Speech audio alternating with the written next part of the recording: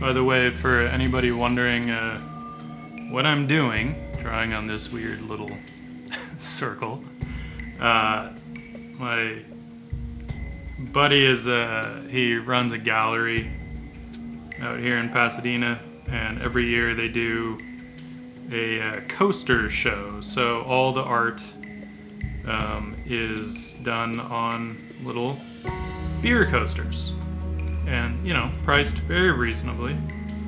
He usually has a great lineup of artists.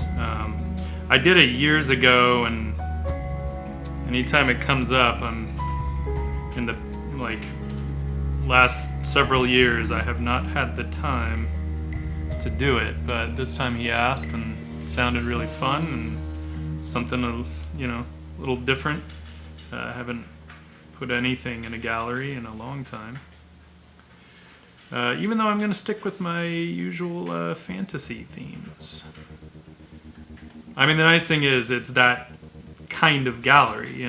They have no issues showing stuff that might normally fall under the illustration purview rather than the the strict gallery stuff. So all I did is I put some. Oh, I'm gonna kill this fly. Oh, I hate it when you hit the flies and they just fly off, little bastards. This fly's been bugging me all day. It's one fly. Anyway, on this coaster, I put some of the Daniel Smith Watercolor Ground. I don't know if I have it here. I do. This stuff, Daniel Smith Watercolor Ground. So the nice thing is this stuff you can just throw it onto almost any surface and it becomes a nice textured, kind of a porous surface that you can actually use watercolors on, which is super fun. Because these, the coasters could take some watercolor, but it would just kind of bleed a lot and you'd have no control. So better off, giving yourself a surface that you do have some control on.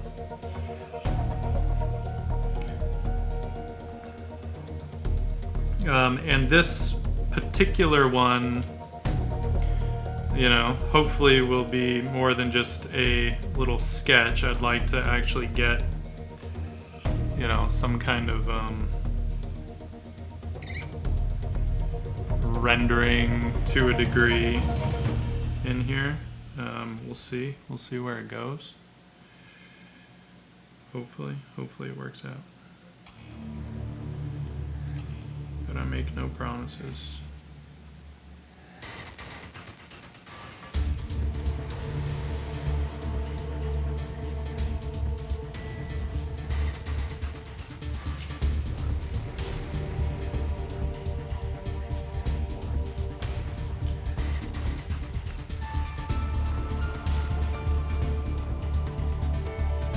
She actually has realized, of course, from the front you can't see, but she actually has 3 like ponytails going on. But oh well, I'm not gonna see that from this angle.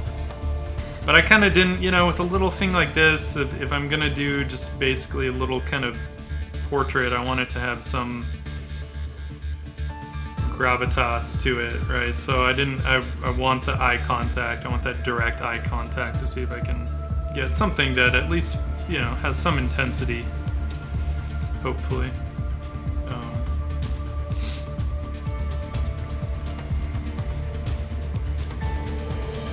Hello, Carlos. How's it going? By the way, let me know if anything's too loud, either the mic or the music, or if something is not loud enough.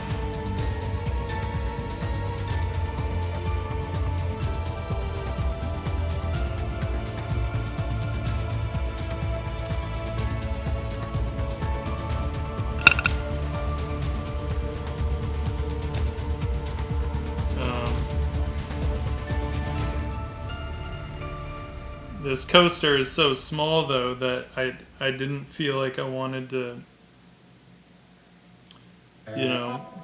zoom out too much. At least not enough to really see the palette. At least we got some of the palette in here. But if I zoomed out more, then I feel like our image would just end up being very tiny for everybody. So I'm trying to balance that out a little bit.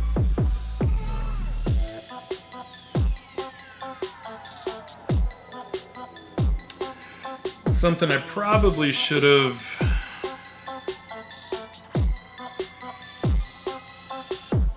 planned out a little bit more, because I'm like, wait, I kind of know what I want the lighting to be, but not terribly. I do feel like I want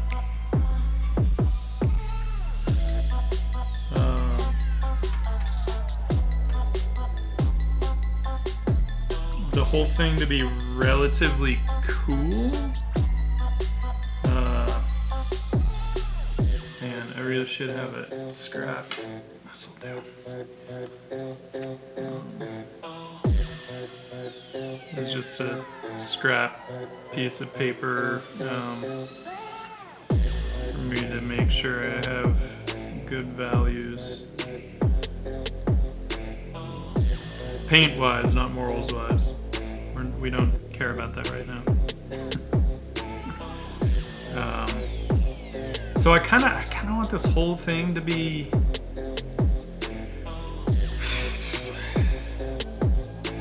a little more muted, I think. But I'm gonna have to figure this out.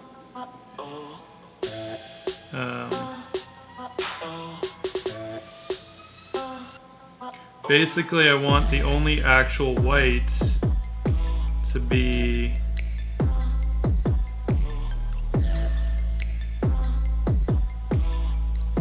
the background.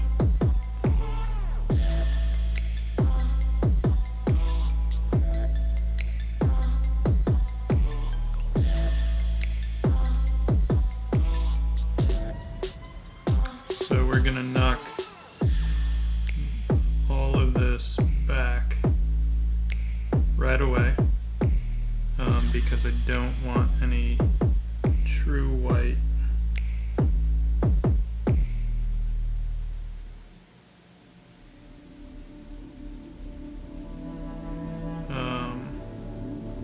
And this way, this immediately starts to bracket my lighting. You know, so that I'm not working with a full range of values, because I like to make things challenging.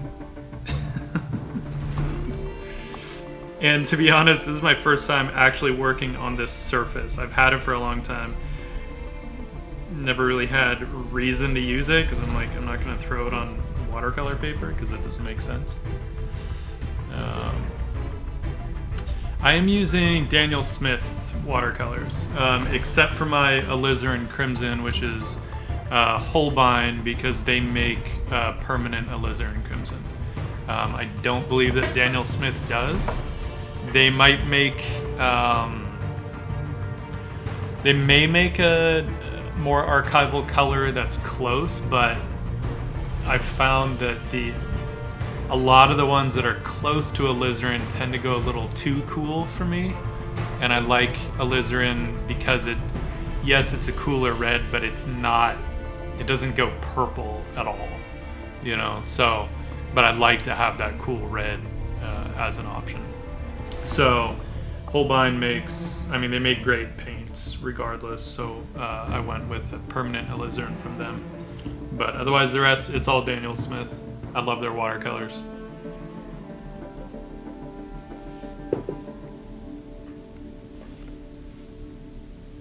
So I'm just letting this dry a little bit.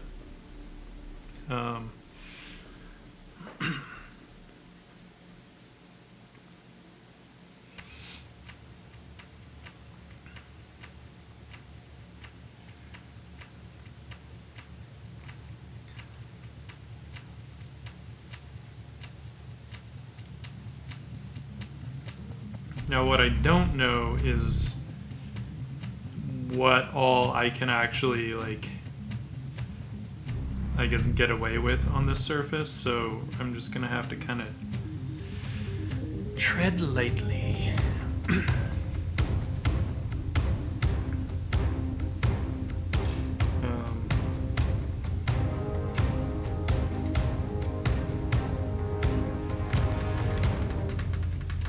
You want to try and keep these colors a little cleaner, so I'm gonna go a little harder than I sometimes do in terms of, you know, like cool shadows. I am actually gonna make them you know, fairly blue, just because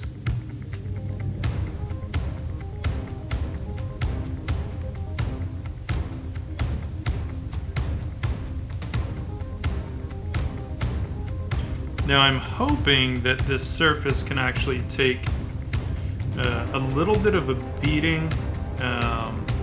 We'll see. It's always a little sketchy, like working on a new surface. You don't always know what you can get away with, or like what the surface can actually take, you know. A lot of watercolor papers, you have to be careful with overworking them, and that's what I mean by hoping this can take a beating, you know, because some watercolor papers are pretty sensitive if you work back in too much. Most of them are. I mean, the nature of watercolor is such that it's not really what you want to do. Like don't fuss with it too much, you know. It's often an exercise in you know, just working with your mistakes, or just seeing them as like not being mistakes, but maybe just obstacles. Because chances are something's gonna happen, and you just gotta kind of run with it and see what you can do to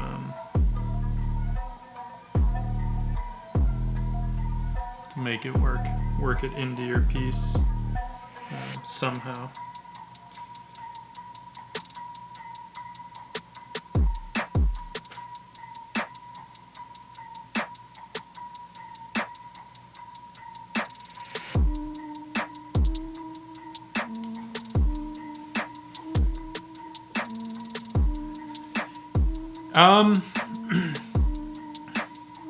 That's a good question. This is my first time using watercolors on this surface. But actually, I mean, so far, the little tiny bit that I've done, I like it. I like the look. I think it's pretty cool. I mean, you know, I'm not totally a stranger to this type of surface. It's actually very similar to either modeling paste or clear gesso. It ends up with a pretty rough surface, so all I did was knock it back with a little bit of a fine-tooth sandpaper. Like just really lightly, quickly went over it just to knock that tooth down, smooth out the surface. But it is very similar to modeling paste, I think. Which, that's fine. I've used modeling paste a lot for oils. I don't use it much anymore. I tend to prefer a linen surface these days when I use oils, but I did use it for years, and modeling paste, I mean, and I liked it quite a lot. And so this, I don't know, it's like that, but it absorbs similar to paper, which is cool. And Zebra, I'm not sure if you saw or if you just joined, but I'm using the Daniel Smith Watercolor Ground that I threw down on a little beer coaster. So it is meant to work with watercolor. So, and I'm using Daniel Smith watercolors. So hopefully, you know, they play well together. So far, so good.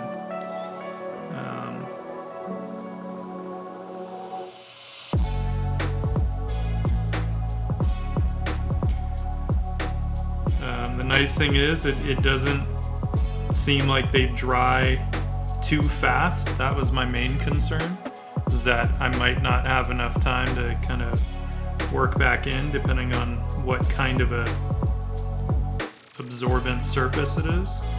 And you can see I'm still being able to come back in and soften those edges out, which is a good thing.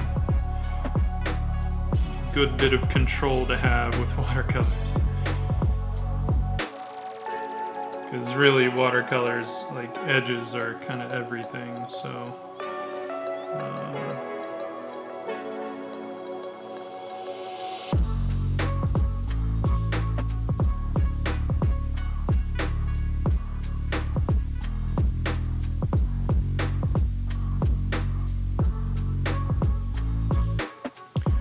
But yeah, so far it's not that difficult to work on. So that's a nice. I mean, you know, it's Daniel Smith. They're not gonna make a shitty product. Not, you know, like, it's just a matter of if it's a product that is appealing to you or works with how you want to work. Like, would I use this for everything? No.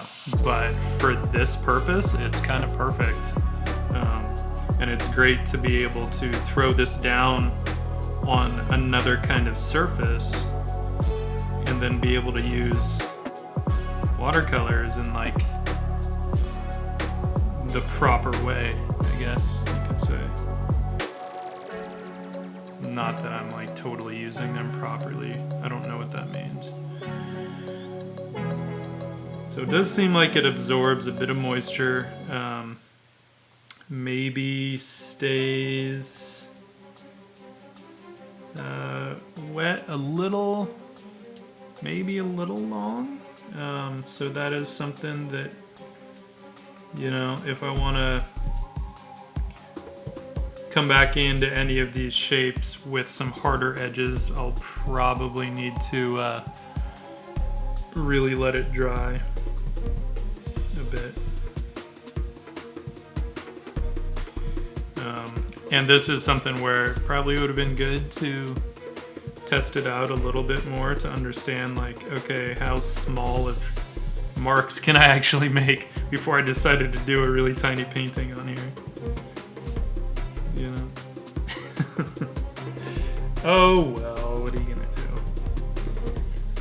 do? It just means I have to actually go slow, take my time, do it right. So, we'll do that.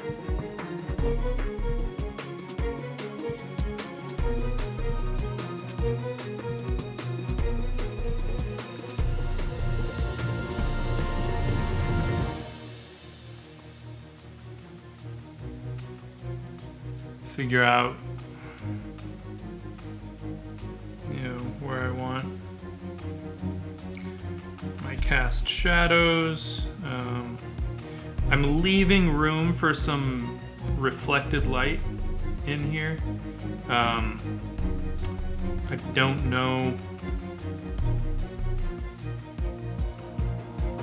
exactly what I'll do with that yet, but you know, you can't really take it back in watercolors, so I didn't want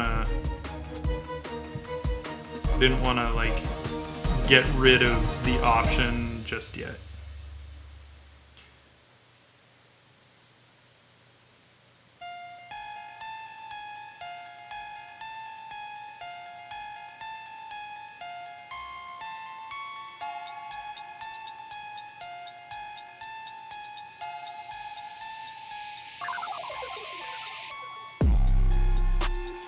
And I'm not sure what, I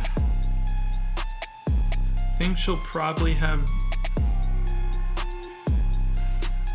dark hair, but I'm not totally positive. But I think she will, but I'm not sure. But I think she will.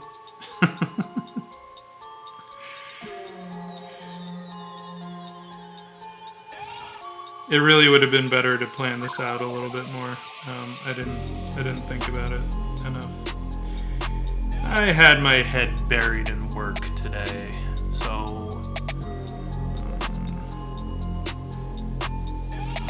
what are you gonna do? Gotta pay the bills, right?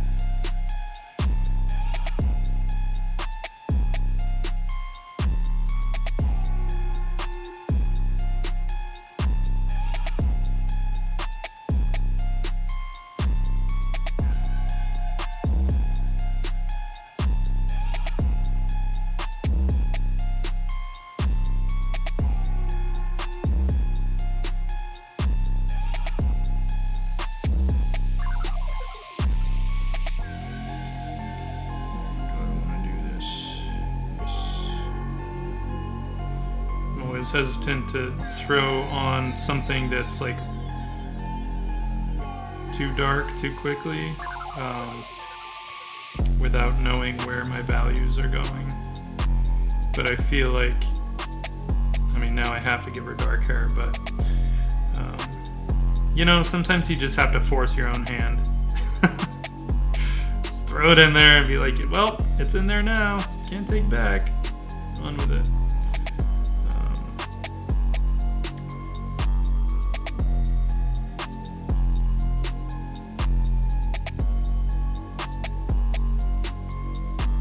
So it looks like you can, like, really, once stuff dries, you can get some pretty fine lines on this, so that's pretty rad.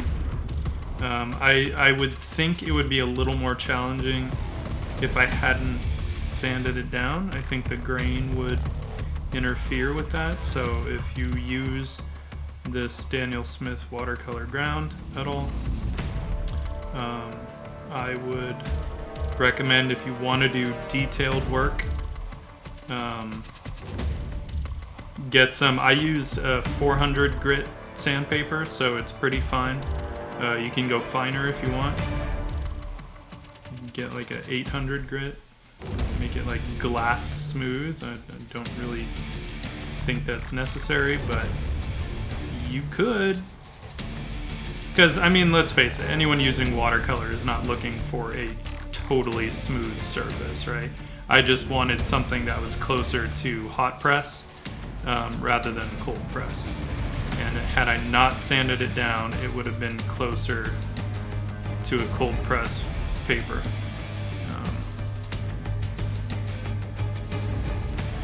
And that's just a personal preference.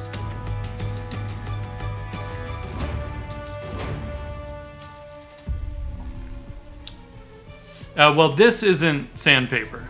Hello, Jada.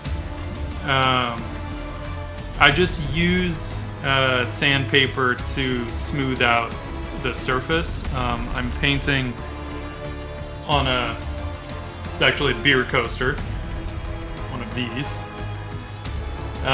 But I used this Daniel Smith Watercolor Ground on top of it. So it's just it's meant to create a surface that basically plays well with watercolor. And you can use it on like just about anything. They even say like you can put it on metal, you can put it on glass, you can put it on whatever you want. So if you think of like gesso for oil paint, this is essentially like gesso for watercolor. That's kind of fun, you know?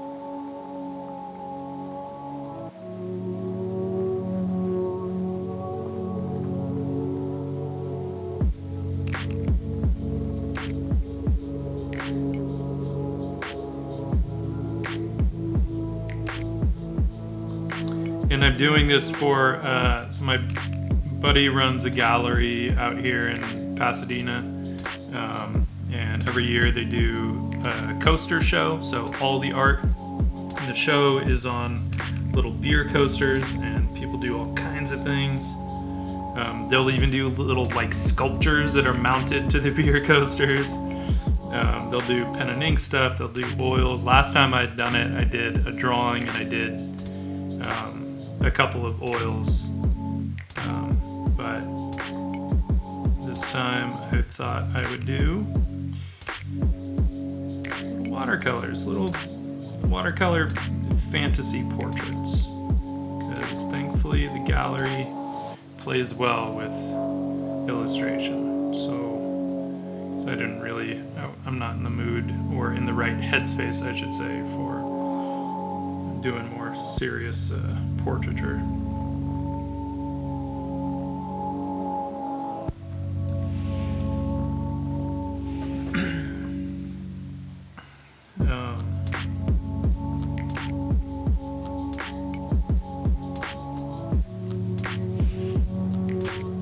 And it's a fun show. I couldn't tell you the last time I was in it. I think it was like maybe 2012 or something was when I did it last. So So then when we were hanging out not too long ago, he was like, oh hey, beer coasters, here. I was like, oh shit, okay. Alright, I'll do it.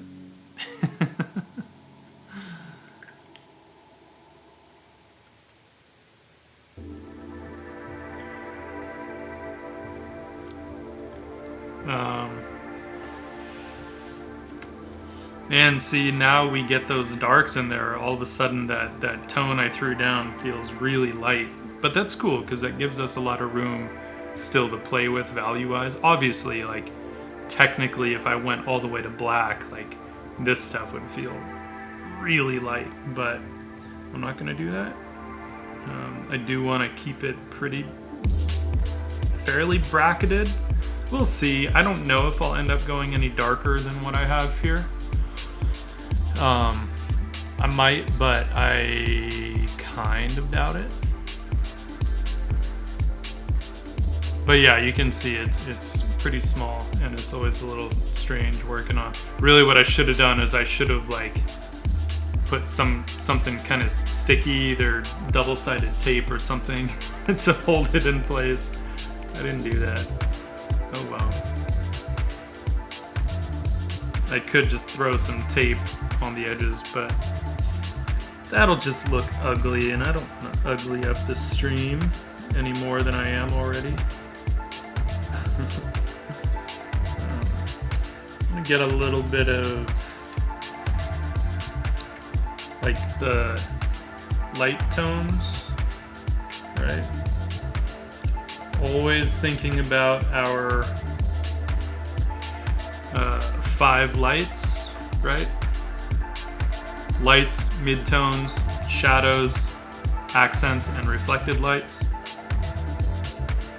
Yeah, that was 5. Okay. Accents being accented darks and accented lights, so highlights and dark accents. But it all falls under accents, regardless.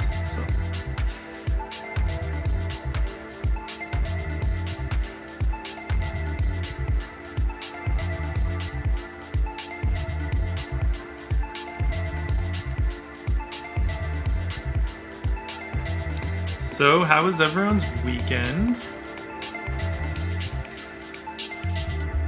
Out here in Pasadena, ours was very smoke-filled, so that's not fun. There's a fire not too far east of us, and it's like in the morning you walk out, it smells like a campfire. It's gnarly. Girlfriend and I got out of town Friday morning, and no joke, it looked like there was a fog sitting over the city, except that it was like 80 degrees, so way too warm for fog. It was just all smoke. It was really shitty. So we got down to the beach, and it was a little better, but hello, Lennis. How are you? Good to see you. Sorry I had to kind of bail on the streams last week. Work was just particularly challenging. I don't usually run into those kinds of challenges. You know, but I mean, it's a good thing. It's a good thing to be challenged. But it can be,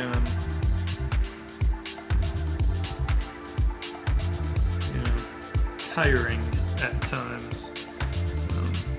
I want to cool off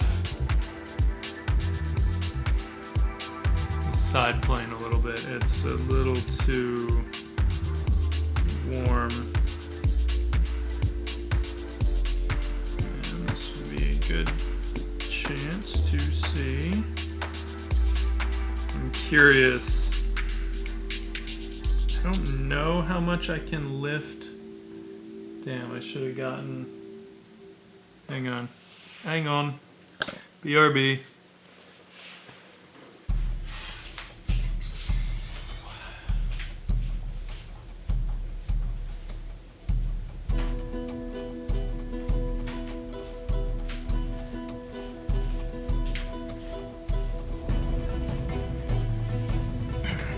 Sorry, I didn't get a clean paper towel to. I don't know if that really lifted it up much, but maybe it did a little.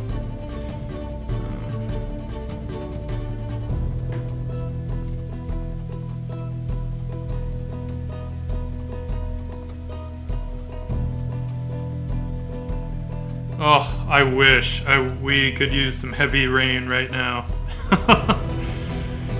All these fires in California are just insane.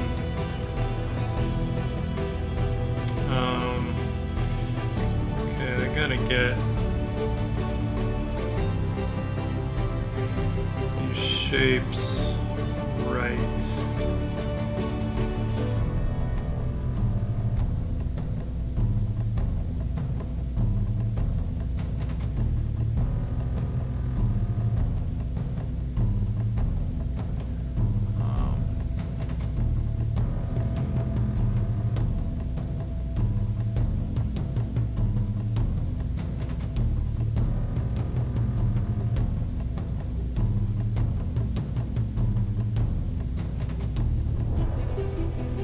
Yeah, and it's tough because, like, we've got these fires. Boom. Fly is dead. Holy shit, that thing has been bothering me all damn day. Sorry, fly, but this ain't the place for you. Yeah, so not only are these fires close to where I currently live, but they're also like super close to my hometown up in Northern California. Burning up all my precious redwoods. I don't like it.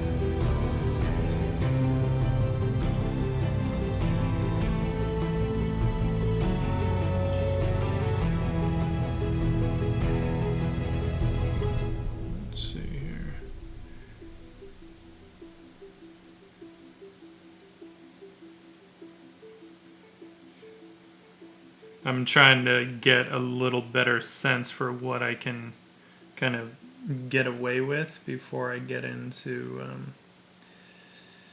the eyes. Because, you know, at this level the eyes are gonna have to be pretty precise. And I don't want to jump into those just yet without knowing what I can get away with here.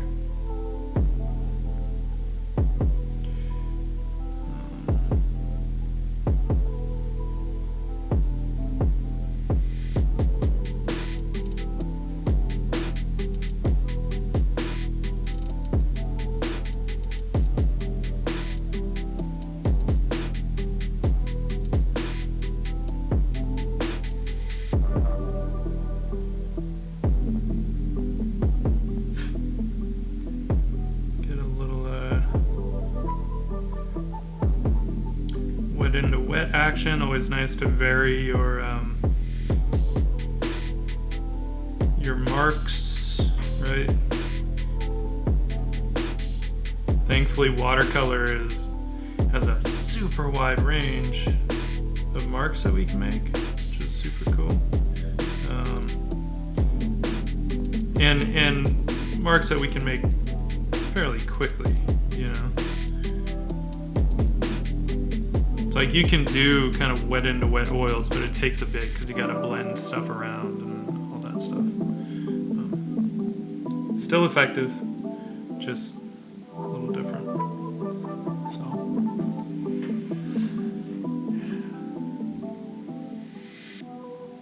yeah, no, it won't actually be used as a coaster. It's going in a group art show. So, yeah, don't worry. It will not be disrespected. At least I hope not. Because that would suck. And Zebra, no, I am not self-taught. You know, I used to say that I was largely self-taught, or at a certain point maybe it was kind of 50-50. even though, I mean, I went to art school, but I did do a lot of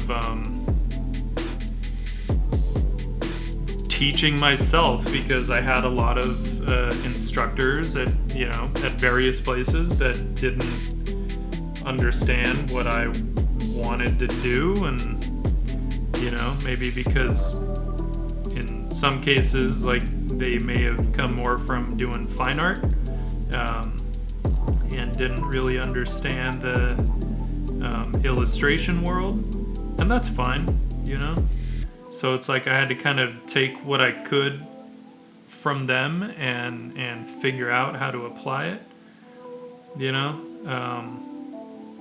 And these days, I think we have to be a little careful of that term, self-taught, because when it comes down to it, no one's really self-taught unless they grew up like up in the mountains and have never had internet and have never seen another piece of art before. You know what I mean? And I get it. It's usually more someone that's just kind of like self-driven, right? But these days with the internet, I mean, there's no way anyone can really claim that they're self-taught anymore because you have YouTube videos that will teach you pretty much anything you need to know. So, but no, I went to animation school. I did a 2-year program in animation. And then after that, I went back to school for illustration and got my bachelor's in illustration, essentially. So, and even though, yes, there is a lot of, I've always been very self-motivated, right? So even if I was in a class that I just hated and it felt useless, I always made sure to push myself to find the usefulness in it. And that has served me well. I graduated 13 years ago. So then, like, you have to be good at then self-motivation, at whether you want to call it teaching yourself or just learning how to seek out the knowledge that you need to constantly get better, right? Because it's kind of what we all want as artists. We just want to keep improving, hopefully, Otherwise, what are we doing? We're just kind of wasting our time, right? So,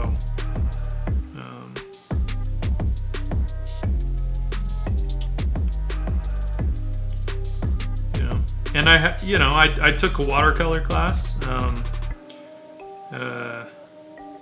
and the teacher is awesome. He's an amazing watercolorist. I use watercolors not in any way like he does, but he laid the foundation for me to at least be able to understand the medium a bit more. And he didn't try to get me to use them the way that he does, which I think is always the mark of a good teacher. They can see a student's skills and foster those without trying to direct the narrative, I guess.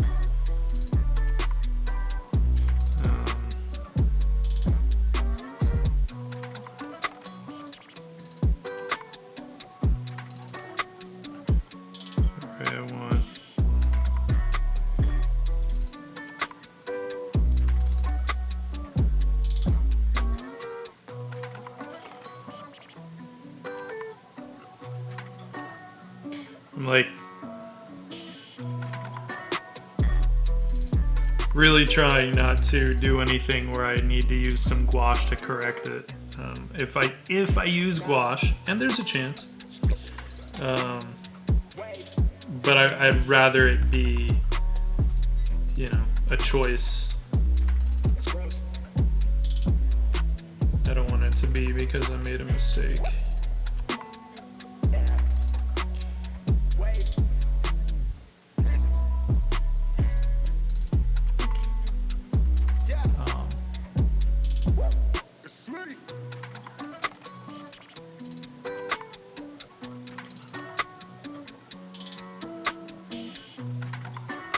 And I know that some people like to claim that they're self-taught.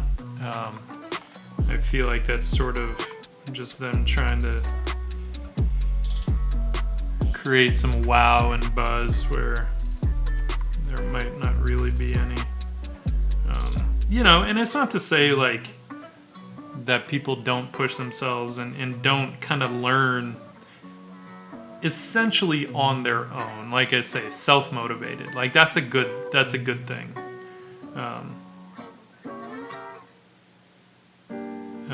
But to be honest, it's kind of what almost any professional needs in this industry to really make it. It's not to say that they're not special. You know, that's not it. It's just,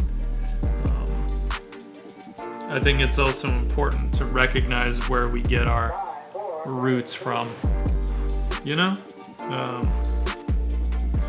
like I've never been shy about talking about my influences. They are many, and I definitely know that there are some that I take from more than others. That's the nature of the beast, right? We're all just standing on the shoulders of giants, trying to push this whole art thing a little further in our own little ways. Some more than others.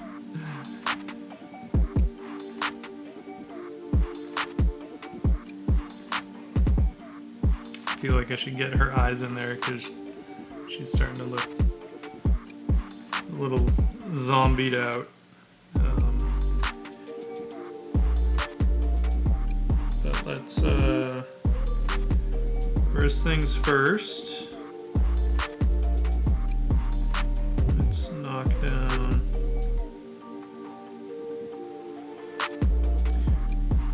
So in our last stream, I was working on that Lamia character. In my head, that's who this was gonna be, but I'm not gonna hold myself to that because it's not actually what I want her face to look like. Because this girl has ended up looking a little too much like all of my others, which is to say a little too much like a black-haired version of my girlfriend. Which, you know, it's not a bad thing. I don't mind. But if I have a specific character in mind, then, well, it would be weird for all the characters to look like my girlfriend. That would be a very narrow-sighted world.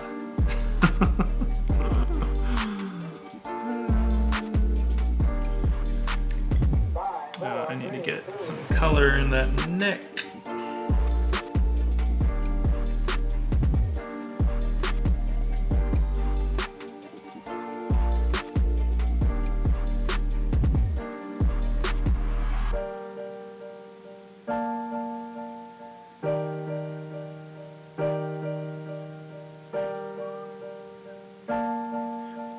So I still want to get some reflected light in there. I just have not decided on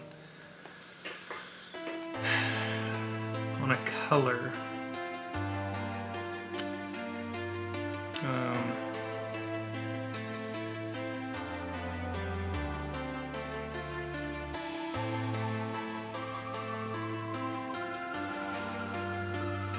Oh, my love of fantasy characters. That would be, I mean, a strong first place would have to be from just my love of Frazetta's work. And it's funny because, like, you know, I can look at his stuff now, and it's, regardless of how well painted it is, thematically, sure, it's fairly dated, right? And that's fine, you know. The fact that it stayed pretty timeless and relevant for so long is a testament to what he was doing. But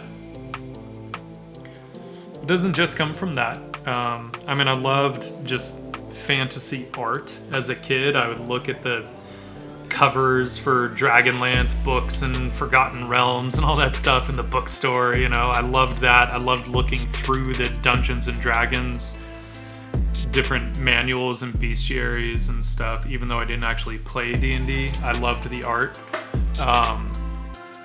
But I gotta, you know, throw like a huge shout out, I guess you could say, to Yoshitaka Amano. His work in Final Fantasy VI was really what grabbed me as far as his work was concerned. And I was like 12 or 13 when that game came out in the US, you know, and the booklet was just chock full of like his beautiful illustrations, and it was like a good sized booklet too. So man, I would pore over that thing like crazy. And I think it's interesting because I love Frazetta's warrior women, right? Because they look capable, they look tough. I probably go a little more CrossFit than he did with my body types. But my shapes, I think recently I had to realize like how influential Amano's work was on me. His shapes just like have a nice kind of whimsy. He always did those cool like sort of dangly things, you know, and I find like I do a lot of that often without thinking. And then when I do think about it, I'm like, wait, how can I make this work? Because I love it and I don't want to get rid of it. So, yeah. And it's funny because lately I've been thinking a lot about my influences and just kind of like, I don't know, sort of looking back at a lot of the stuff that did inspire me as a kid and made me want to do all of this art stuff, you know, and trying to pay homage just to that younger version of myself, I think, now that I actually have the skills to do the stuff that I wish I could have done as a youngster, you know, or that I wanted to do as a kid, you know, but did not have the skills to pull it off. So I've been thinking a lot about it lately and really trying to sort of recognize and respect the those roots, I guess, you know, and kind of the stuff that inspired me to do this and essentially got me in some fashion to where I am today, because, you know, I'm in a good place. I have a very well-paying job and I work with awesome people, you know. I work with one of my absolutely best friends, and it's a great place to be, you know. It's a good thing. I'm just trying to think of what, I don't want it to be quite that hot. She has one of the, you guys can help me out with this. What are the things called that knights wore that were like a neck guard, kind of? Totally blanking on the name right now, and I should know it. I'm thinking something along the lines of kind of brass.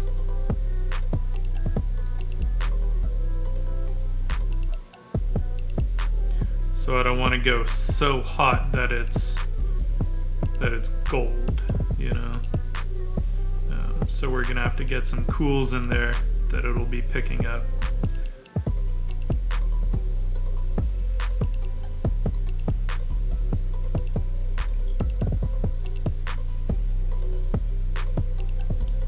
I did not see that, but I know he already has both the records for original.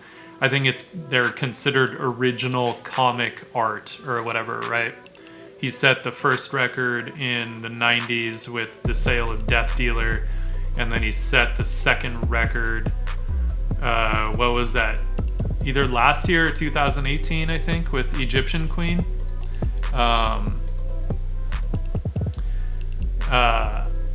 And I think that one sold for like 5 million or something like that. Nissa from Magic the Gathering? I don't know. God, I haven't followed Magic since I played back in the 90s. So I don't know who. I didn't know that. Well, I guess they had characters before. They had like champions and stuff, right? Dakin Blackblade and Sulkanar the Swamp King and some others. This is like way back in the day. I've not followed Magic. I look at the art, but I don't know anything about their characters or the actual like cards and stuff. Sorry, sometimes I feel like I should know more about these things, but I don't. And then I'm like, I should study up on it. And I'm like, I don't have the time.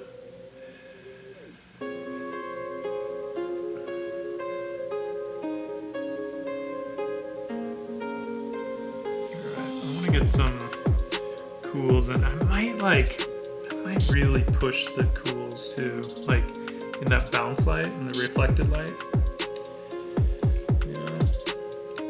I feel like I might really kind of push that.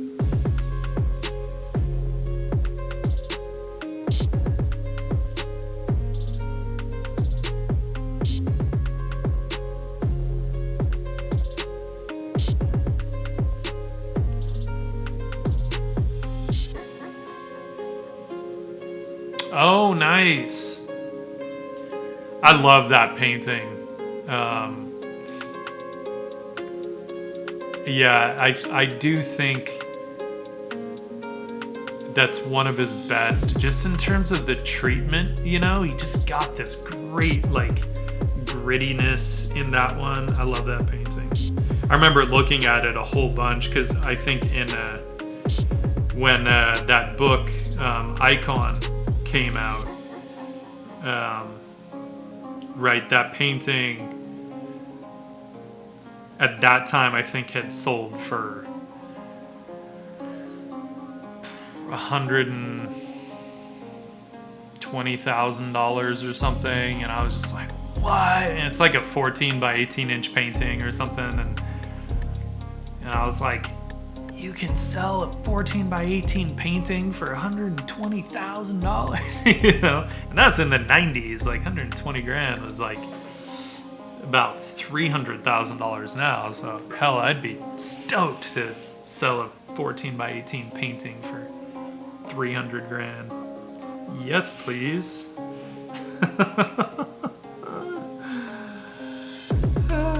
But I'm not for Zeta. What are you gonna do?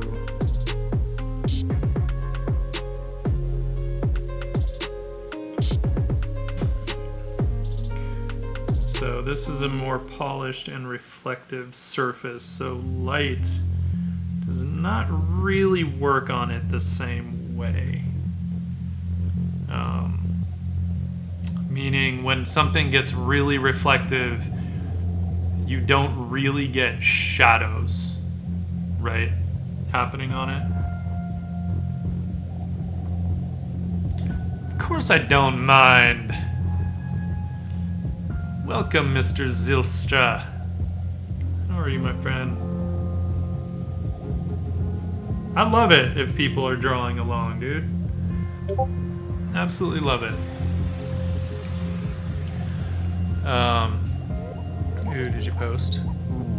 Oh, nice. Aw, she's so cute. She's so cute. Love it, John. Hell yeah. Here, let's really quick.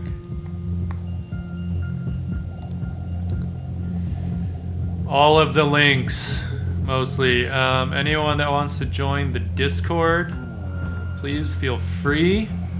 In the link tree, you will see a link to the Discord, and you can join, and you can post art too. Be like Mr. Zylstra and do awesome art and post it. Alright, let's get her eyes going here.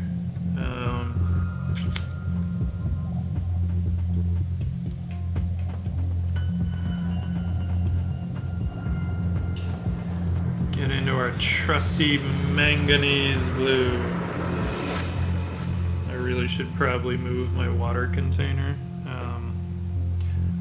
It's not a good idea to be going over the painting from the water container. It's asking for trouble. Alright.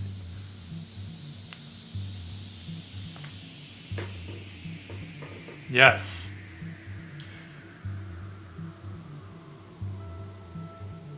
And John, post your Instagram, dude. Or I'll do it.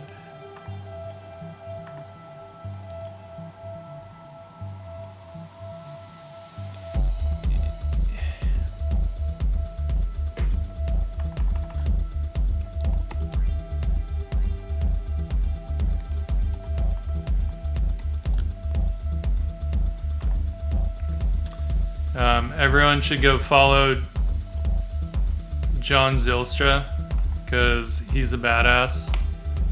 So go follow him on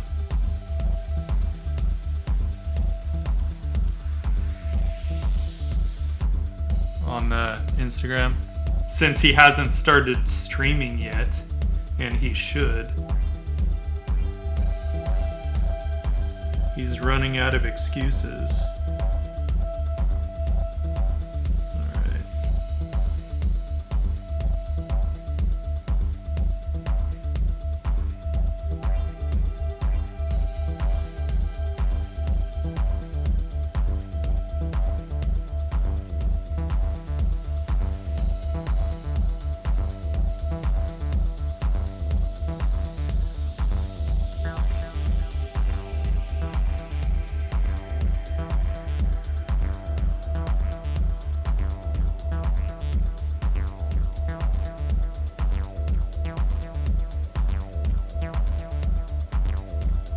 Oh, thanks, man. Yeah, it was a fun one. It was fun to be able to do a companion piece to the first one.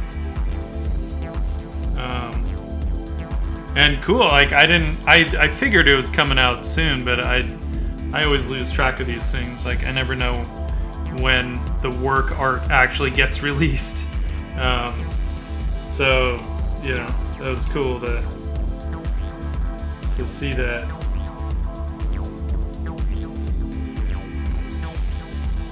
And I gotta say, that's like, I think one of my absolute favorite clients that we have. You know, EA is just like, they're just so good with art, you know, like, because I think our client came from doing illustration or something. I don't know. Like the actual client we deal with just has. He can talk the lingo. I think he can even, like, he'll do some stuff in Photoshop sometimes to explain what he is thinking. And it just, every time we get notes, it always makes the pieces better. And, you know, that's, like, that's a precious thing in our world. You know?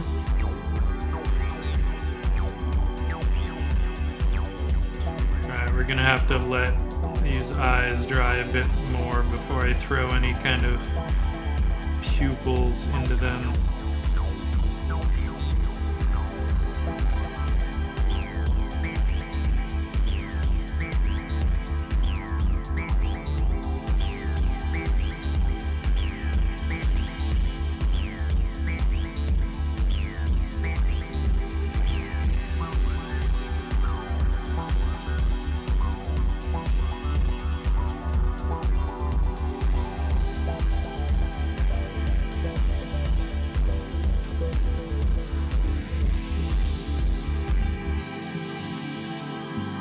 mind doing one of these little, because I have 3 coasters. I wouldn't mind doing one of them in oils.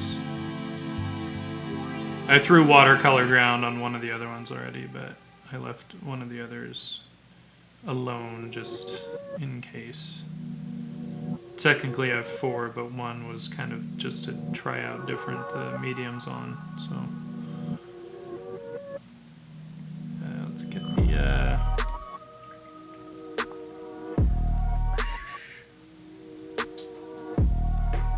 Yes, the astronaut girls!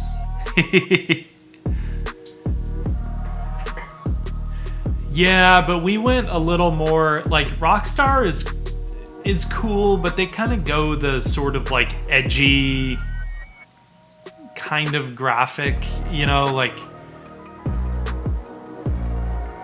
I don't know how to, like, they do a little more sort of flat swatches, whereas EA wanted to go more, like, I guess, elevated in a way and really, like, give it a nice, like, painterly vibe, not just the edgy shit.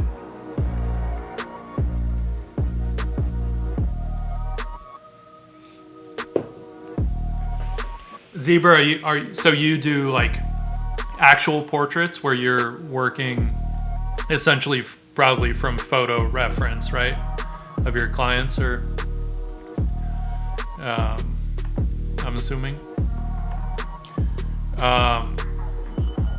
It's a lot of it comes down to practice, to be honest. I've thought on this quandary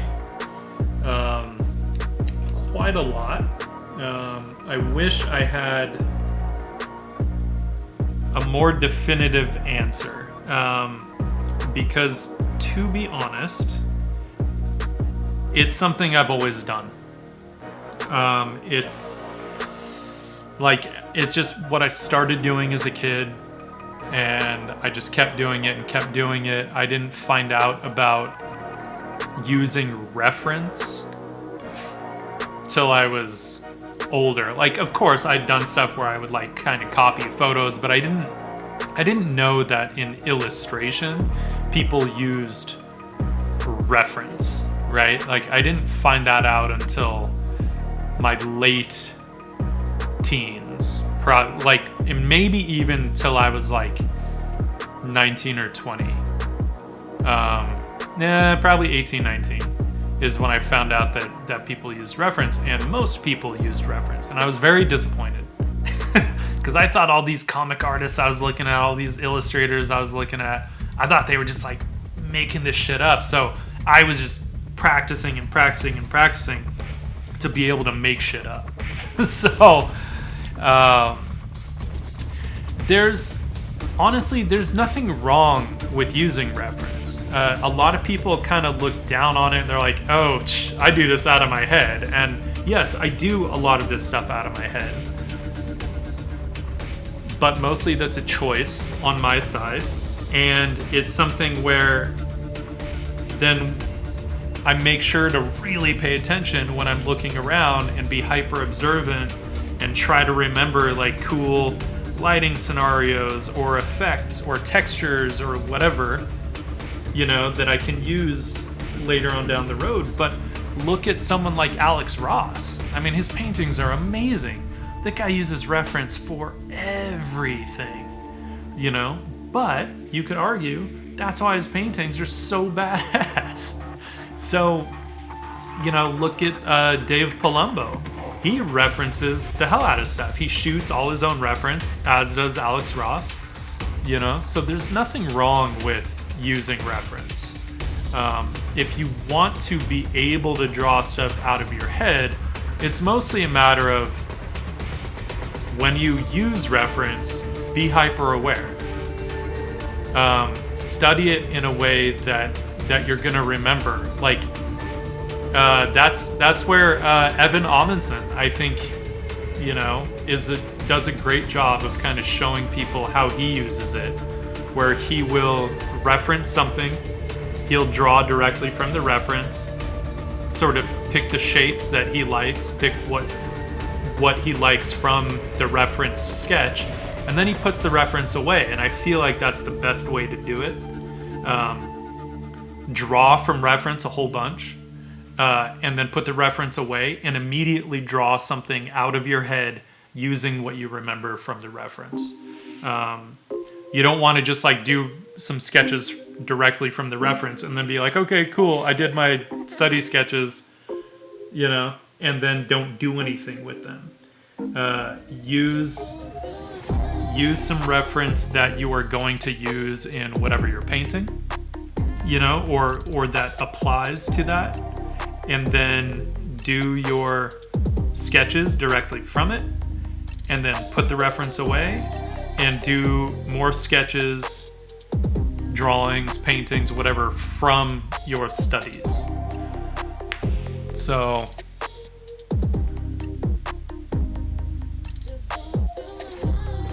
yeah, if not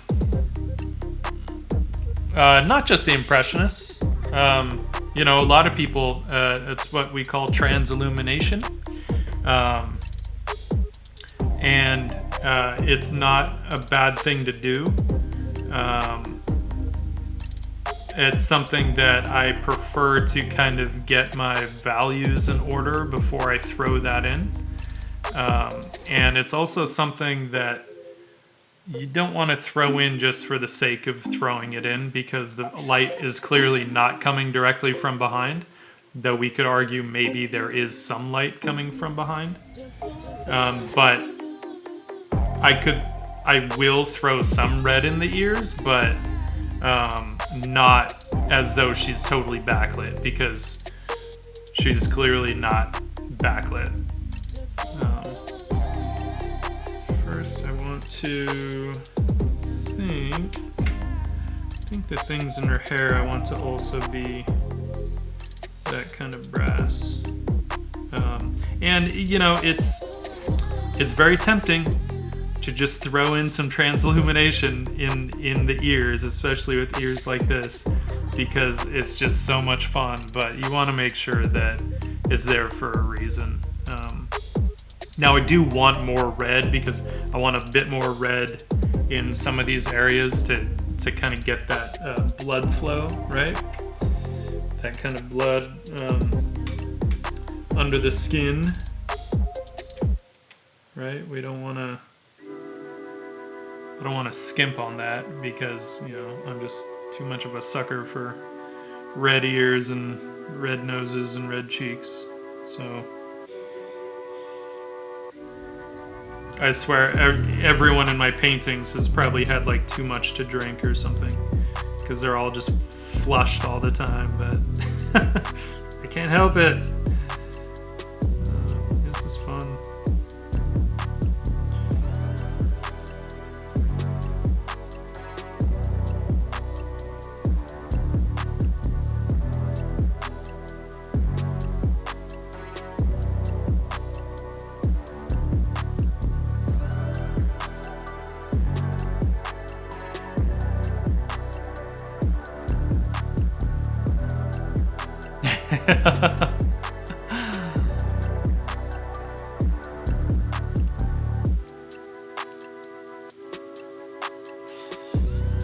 Yeah, and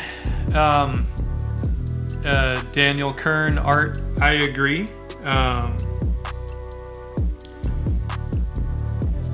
And you know, it's also, the reference is also super helpful in figuring out like little details, you know, to try and hopefully make, if you're painting a character, maybe make them a little more kind of believable, a little more unique looking, you know, or like they could be an actual person, because it's hard to completely make that stuff up.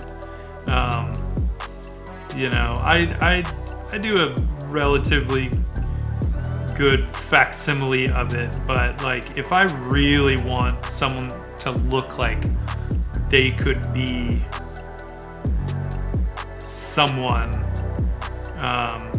I will either spend a long time just painting around and figuring out little details, or I will find I'll try and find someone that has a face like what I have in mind, or at least something close, which can be hard because if you're like me and you first come up with a face, then it's like, how do you you can't Google search that, not really. You have to just kind of look around and try and find someone that sort of has a face like what you're looking for, you know, that has features that you can reference, right? And yes, John, I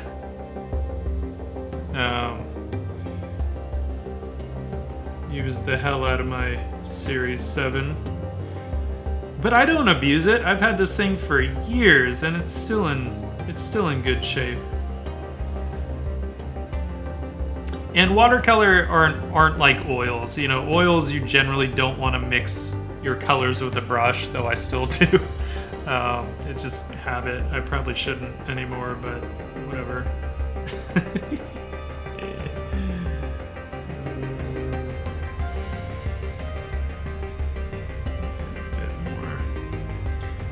Reflected light in there.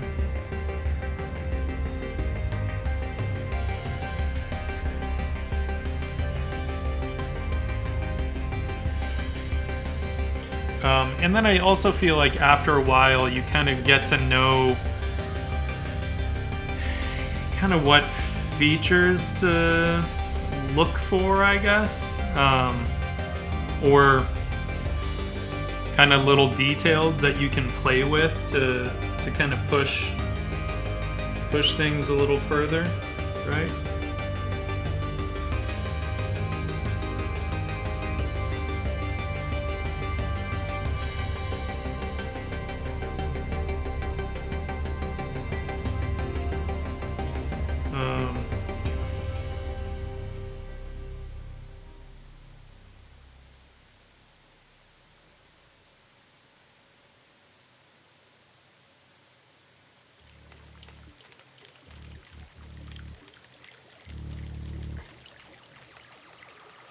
I'm so tempted to throw line work on top of this because I think it'd be kind of fun, but I'm not going to because I don't know how lines would work on this surface. And if I just tried it and it didn't work out, then it would be completely fucked.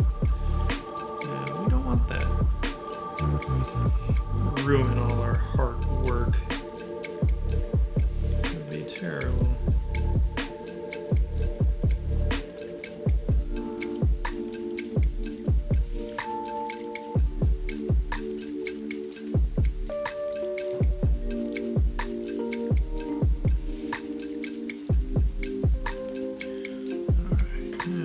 Get a little bit, not so much translumination, but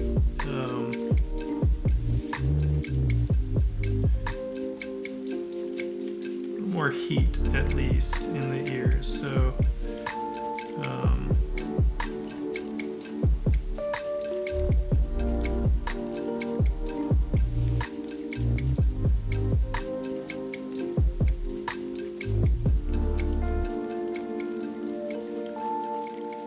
and realistically, if we wanted to get line work in here, we could actually just do it with a brush. We wouldn't need to bring a pen and stuff into it. Sorry, sometimes you need to be careful, like just sticking to the shapes that you lay in, because otherwise it starts to get kind of more and more and more and more stylized in a way, and sometimes you just gotta break out of those. That's sometimes a danger of setting up a drawing beforehand, because then you end up not wanting to change anything. You know, now with watercolors, like, you don't have a whole lot of freedom to do that, but you can do some of it. It's a good thing to kind of keep things fresh where you can. You know?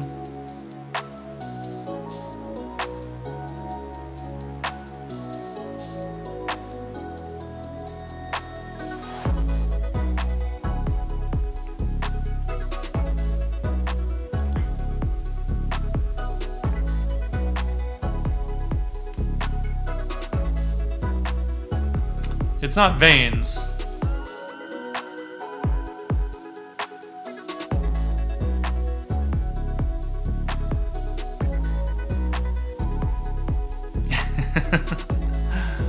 Yeah, but the red in skin does not come from veins per se. I mean, yes, we have capillaries and stuff, right? Little tiny veins.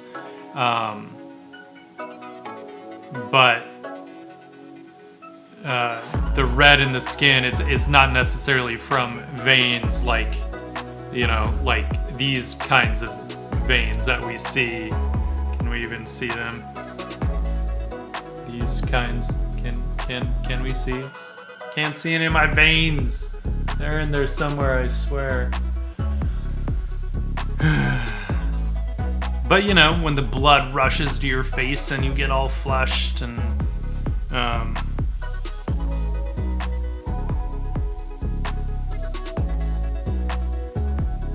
but I do believe that veins actually have some of their own color. It's not just the blood.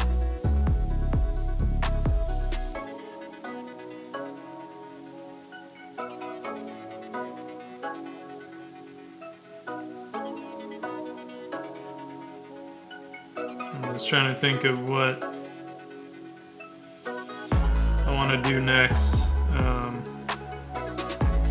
I do want to do a little bit of like filigree and stuff.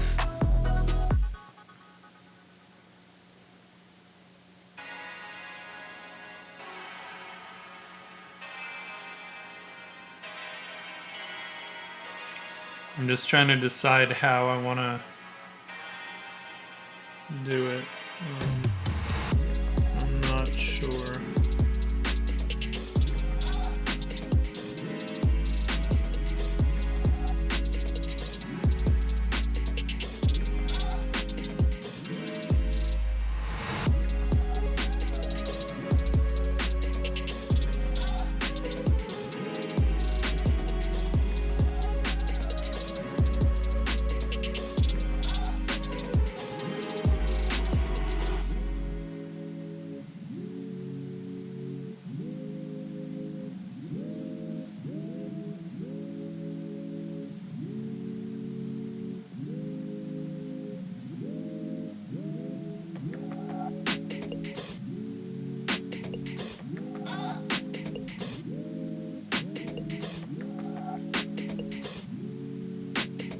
I always want to make sure to get some lighting in the actual eyebrows.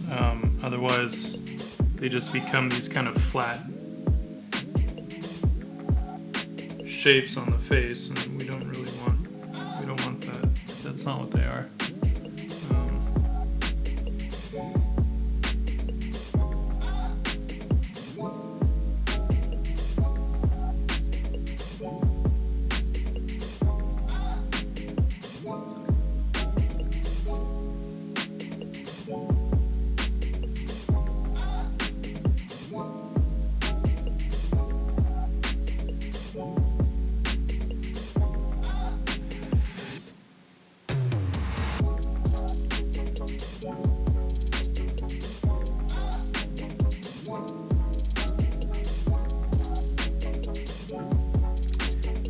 I did not see a single thing for Lightbox this weekend. I was out of town for Friday and a bit of Saturday.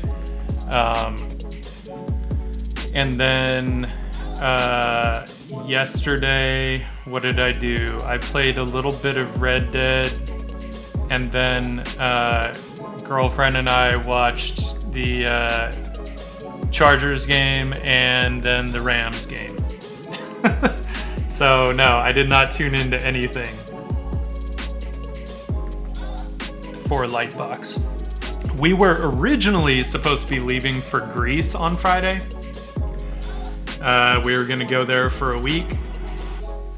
But then, of course, the pandemic hit, and then the airline canceled our tickets. Anyway, I don't know if they hadn't canceled. We might have actually still gone. but they canceled our tickets and took that option away. So, how was it? Was it good? I mean, I was curious to know like how it would be with everything being online, especially with like, you know, so much great original art. It's just not the same. And I know a lot of galleries, art galleries, have kind of started doing this virtual thing right now, and I get it, but like, I mean, the whole point of the gallery is because drawings and paintings just don't look the same in print or on screen. And there's just no way to really get a feel for them unless you see them in person.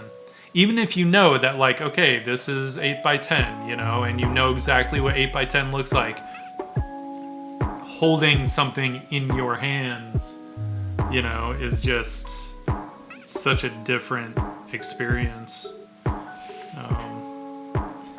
So I don't know. I'm curious, like, how was it for people that did tune in? Was it cool? Was it like kind of a bummer? You know, did it not work out as well as they thought, or did it work out really well? Tell me. I would like to know.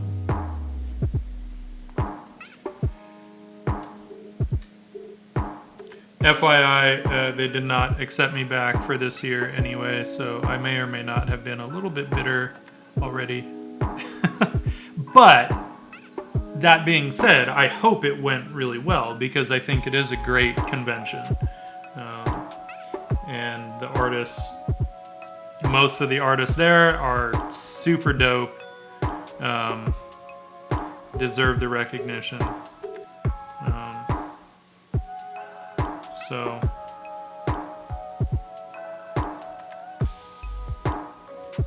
So I hope it went really well. And I hope that people really liked it.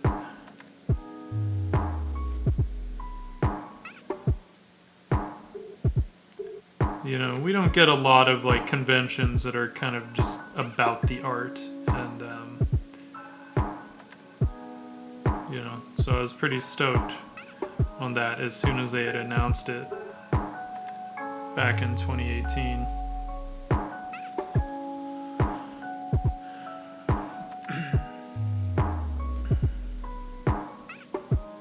Oh, okay, yeah.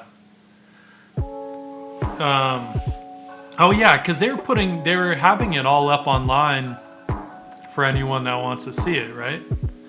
I wouldn't mind like going through and checking stuff out. Trying to decide if this brush is gonna give me the marks that I need. I think we can do it if we tread lightly and carefully.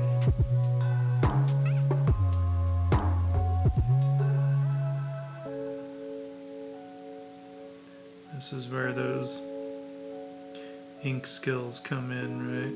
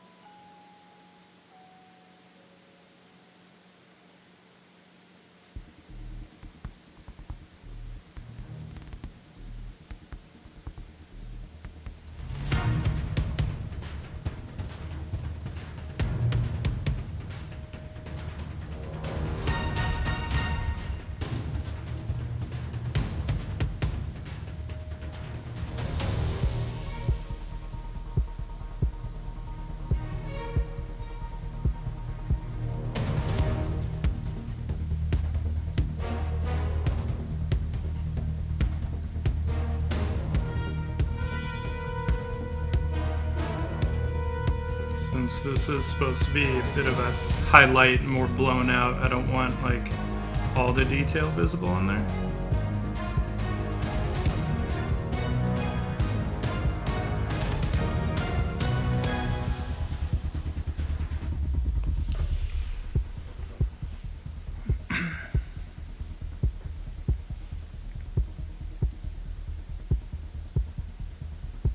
Yeah, man.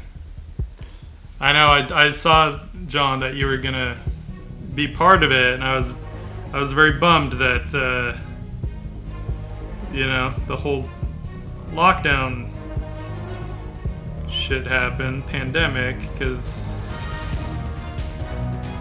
you know, especially for someone who's like new out this way, it would have been super awesome for you to just like meet more people. You know, not all of them are from out here, but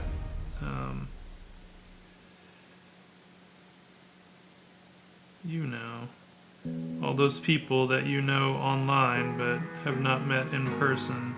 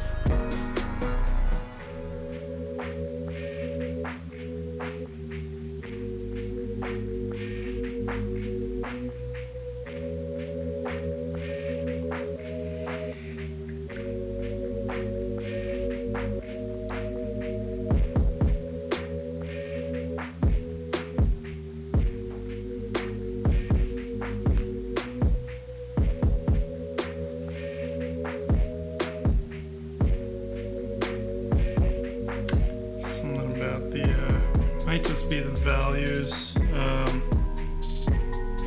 but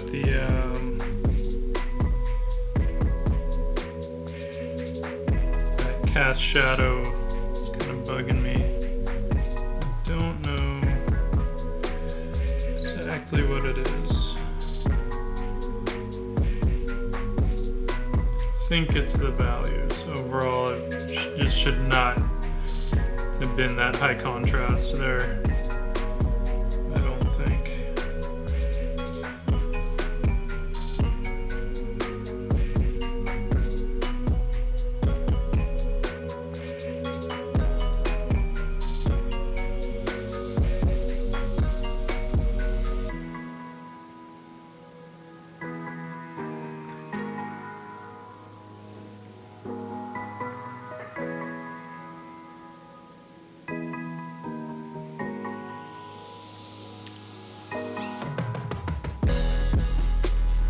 It's a little bit lighter on stream.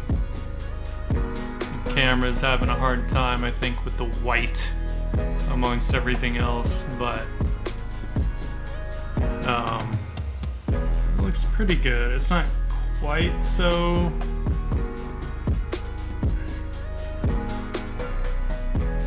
blown out.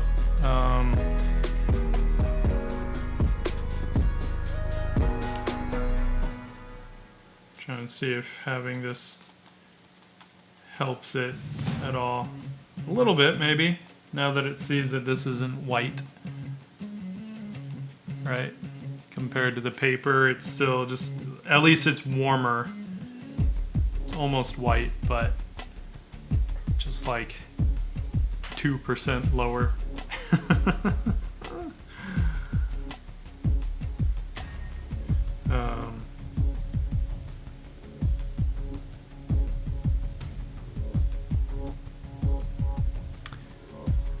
I'm trying to decide though. I feel like now her skin sort of doesn't really have any kind of real color.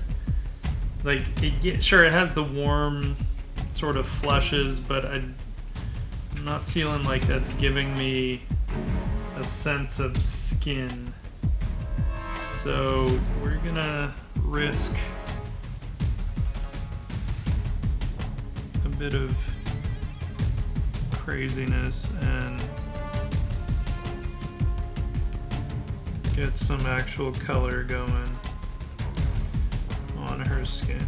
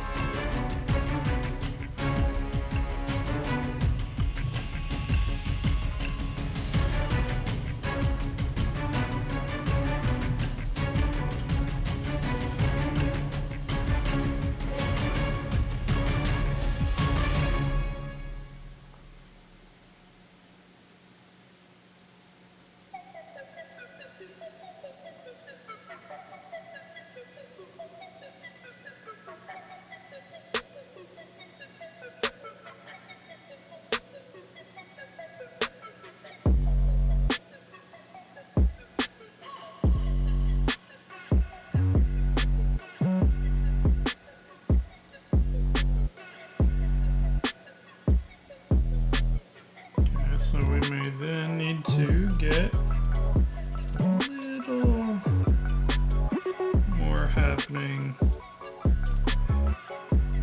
which is fine. Don't mind getting a little, pushing the values a tiny bit more. Make that bounce light pop a bit. But I don't want to do too much.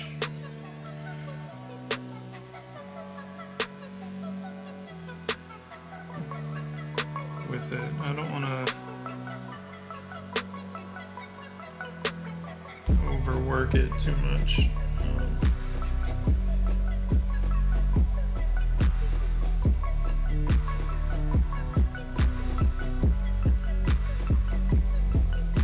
But it's nice because then I can actually darken this bounce light, which it should be darker. It shouldn't be.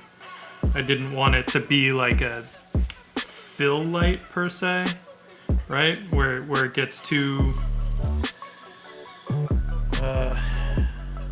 bright. I don't. It shouldn't be a secondary light source. At least that's not how I pictured it. Right? It is kind of a fill light, but more to just fill some of those shadows. I don't want to like.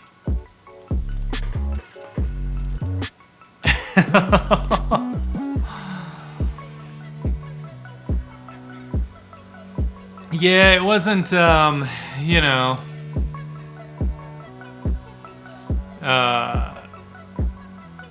it wasn't a total vacation. It was literally getting out of town for like a night, like, but it was good. It was nice to kind of get away from the apartment and, you know, just have a bit of beach time and remember that, you know, there's still fun life stuff out there somewhere. We had a good time. By the way, hello Sarah, thank you for joining us. I'm gonna play up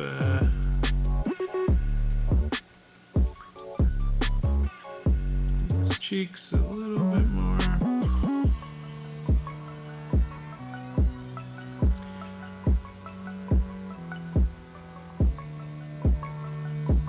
Just because I can. I don't know why I'm wanting to really play up her red cheeks so much today, but I am.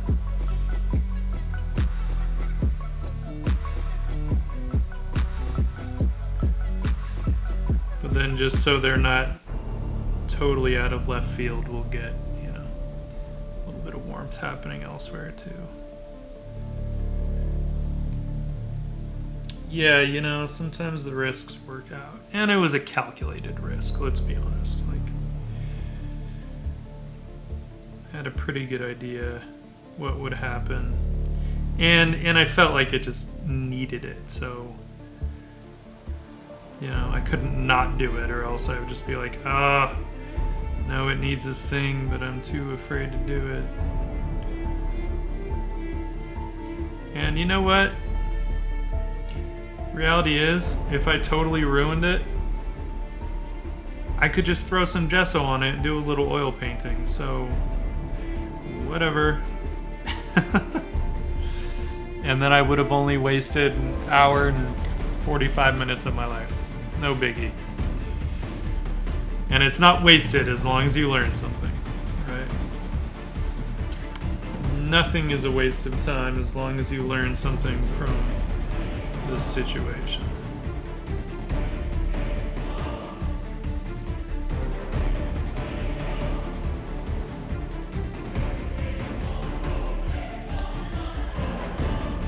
Oh, but I think I might stop messing with her for now.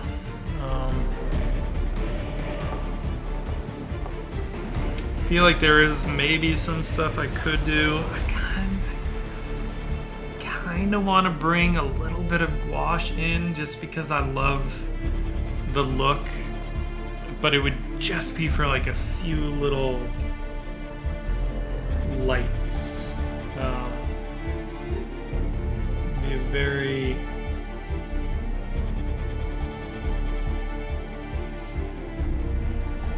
small kind of a thing.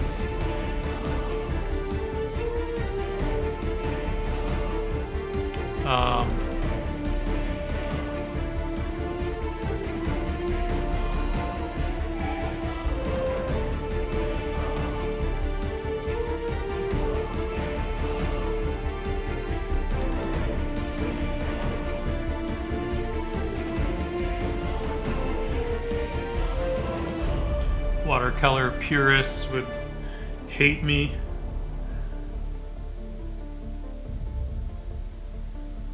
But I'm not a watercolor purist, so. And to me, it's all watercolor. Wash is just opaque watercolor, so I say use it.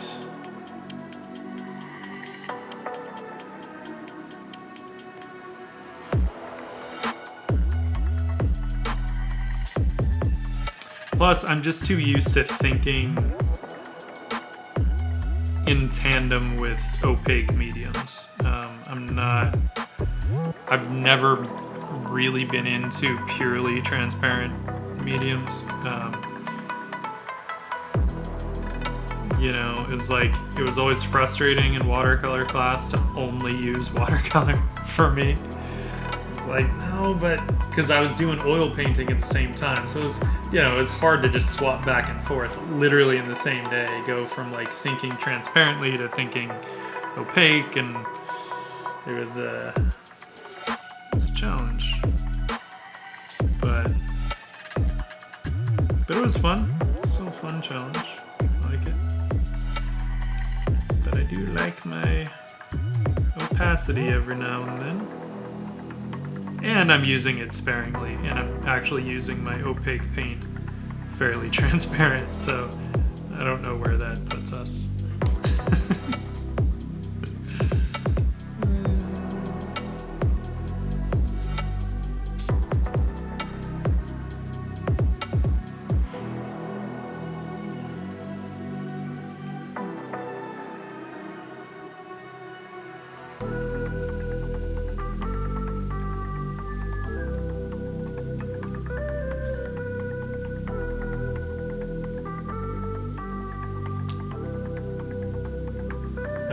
John, yeah, they are I know they went with that electric blue. Honestly, I liked the uniforms before. I liked the deep blue.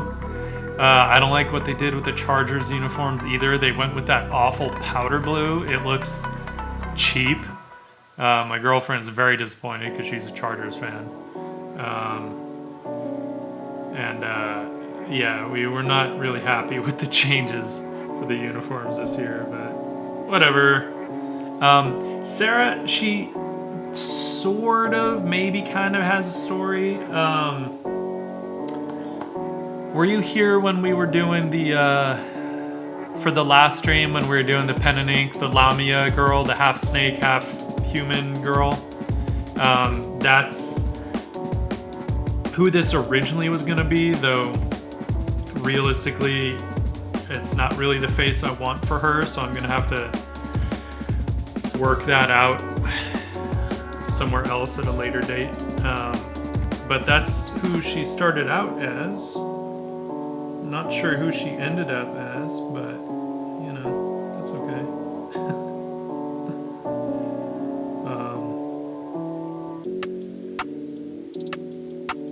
I like where the little painting has gone, so I'm okay with it. I think it's fun.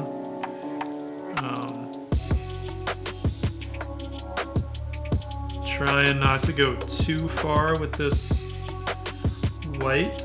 I want to use it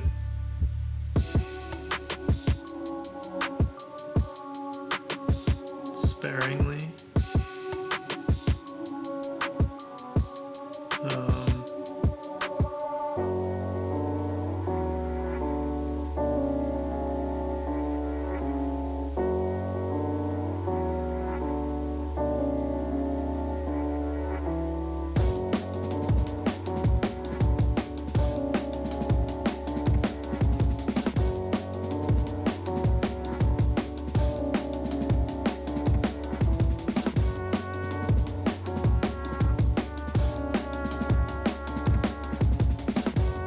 There are just a few areas that I know would definitely catch a bit more highlights, so and I kind of knew that I would probably bring some gouache in, so I chose to obliterate those areas in favor of making them not feel so contrived.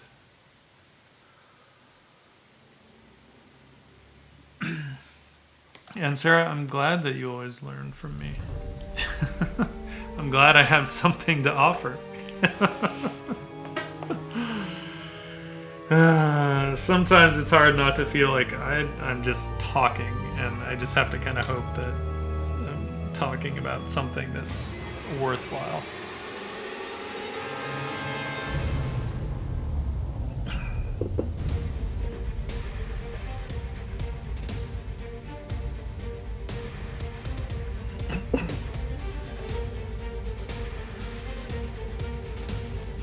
All right. Yeah, I mean, if anyone has any questions about anything, please feel free to ask, always.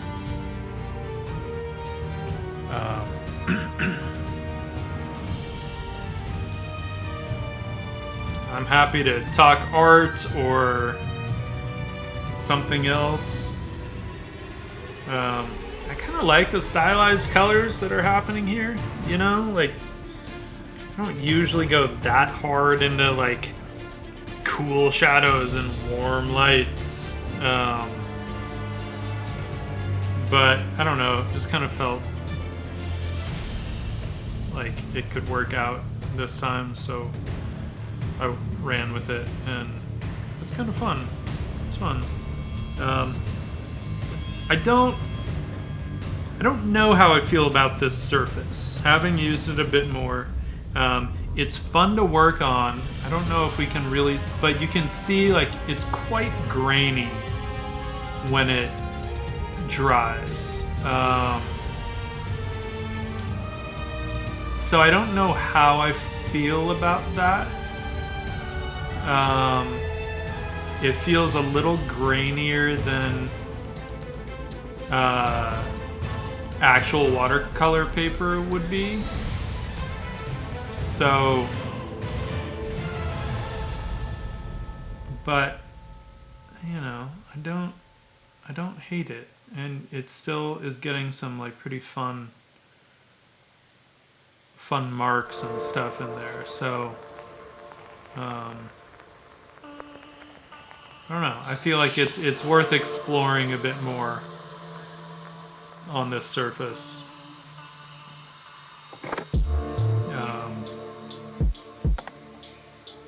And seeing what I can do with it. I'd like to try something obviously like bigger, not just a little tiny coaster. Although the face, realistically, I probably wouldn't paint the face much bigger than this for any reason. Not if I was doing like a full figure. Otherwise that piece would get pretty huge pretty quick, right? Because I mean a full figure, I mean this is what, a 4-inch coaster, I think.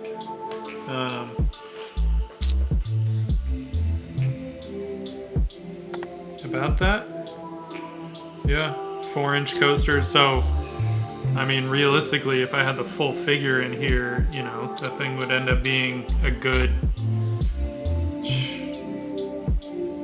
at least 11 by 17, probably bigger.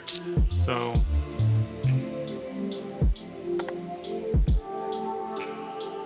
but yeah, I mean, I don't know, it was fun. Different. Let's say that. I don't think it's any worse than watercolor paper. It's just a different surface to work on, and I think it's worth kind of exploring to see what kind of things I can do with it. Sorry, I just see a little bit of a... Realistically, the shadow here.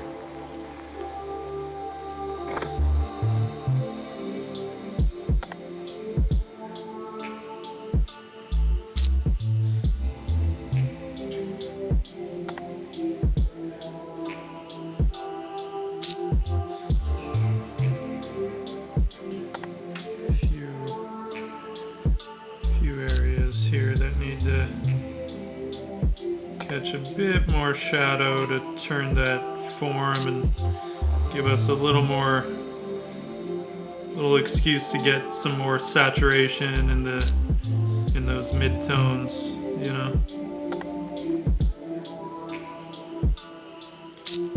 The mid-tones are really where you want a lot of that heat, ideally.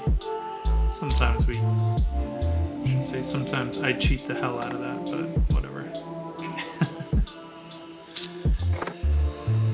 That's what art is for. Gotta cheat every now and then.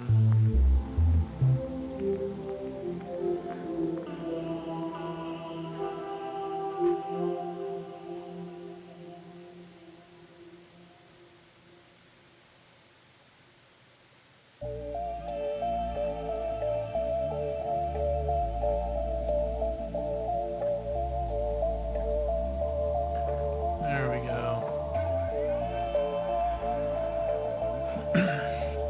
Yeah, so the texture is, you know, a bit different. Let me see if I have something here we can maybe compare it to.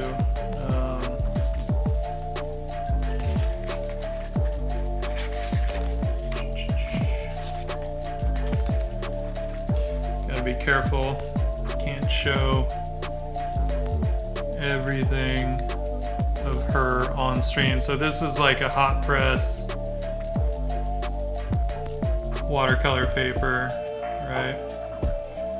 Ooh. Camera did not like that. Doesn't know what to do with those values.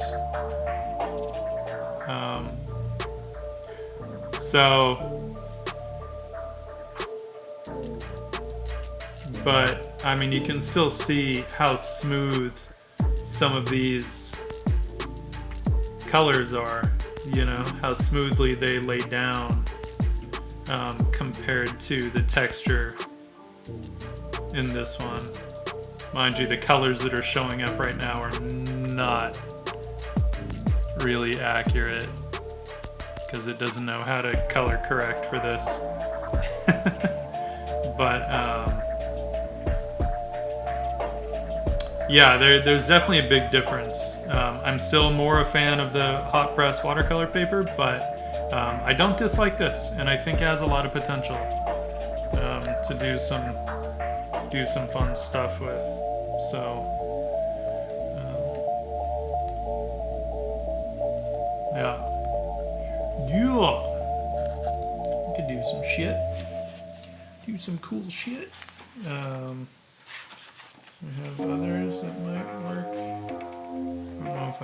colors that'll work better. Let's move this aside and see if we can't figure out, right, we've done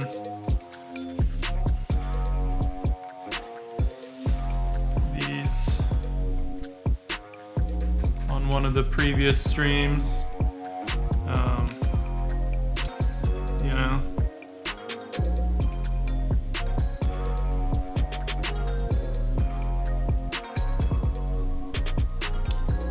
so I feel like there we can really see like how smoothly some of those colors lay down on that hot press paper. There's still obviously texture there, but the paint itself doesn't get very textured, whereas I feel like the paint itself here gets kind of grainy, and it's almost like it has a noise filter over it, which is kind of cool, you know. And I mean, there's definitely, I think, some room to play with that. So we'll see. I don't have anything popping to mind quite yet, but probably just have to play with it some more. Let's see what we can do.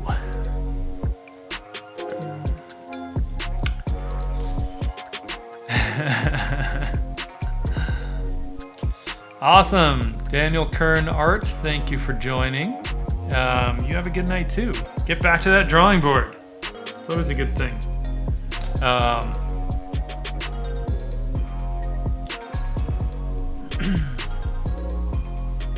Oh, John, did you mean that other piece?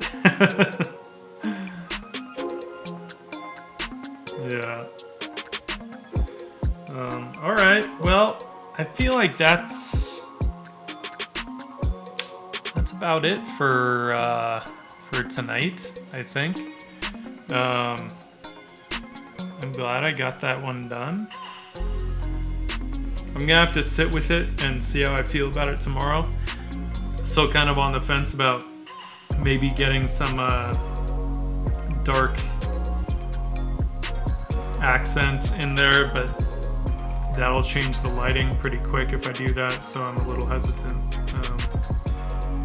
I'm also kind of tempted to get a little bit of line work in there, but I'll have to test it out